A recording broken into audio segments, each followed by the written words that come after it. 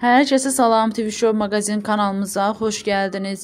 Müğənni Afət Fərman qızı öz həmkarına dişinin dibindən çıxanı deyib, belə ki, o öz həmkarı haqqında çox pis danışıb. Həmin görüntüləri sizlərə təqdim edirəm. Siz də videomuzu bəyənməyi və fikirlərinizi yazmağı unutmayın.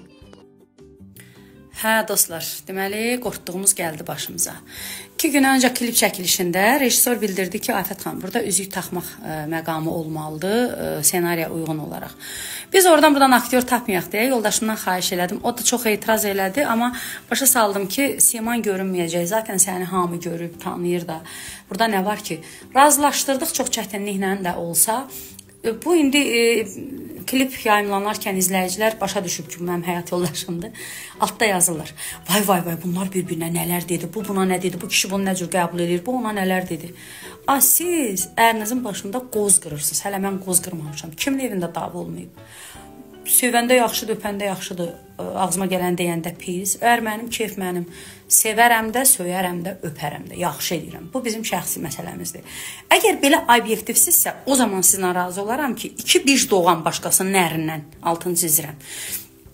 Keçmiş vaxtı itə oxşayan, it konkret, belə tühlü, qıllı-mıllı it olur. Ona oxşayan küçə adamı, bugün o kişinin pulu ilə özünü düzəldib, yığdırıb, o kişinin arvadını heç əlinə stöhməyə yaramır. Nə əxlaqda, nə gözəllikdə.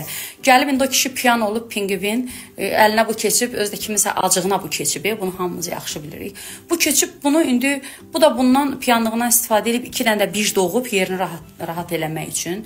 O vaxtı, köhnə vaxt deyirlər, tez ərə getdin, tez uşaq doğub. İndi bu bunun beynində qalıb. Bu ərdə öyle, bu araq ailəsidir. Kişi piyanska içib, əlinə sən keçmişsən. Buna yazın ki, ayıb deyil, ay xanım, başqasının ailəsini dağıdırsan.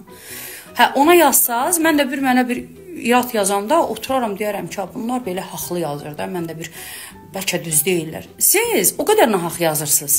Mən artıq çaşıb qalıram ki, nəyi haqlı yazdınız, nəyi düz yazdınız. Buna yazın, buna əl gəzdirin. Mənim ərimlə məsələmi özümüz həll eləyəcəyik. Siz bizim yerimizə narahat olmayın.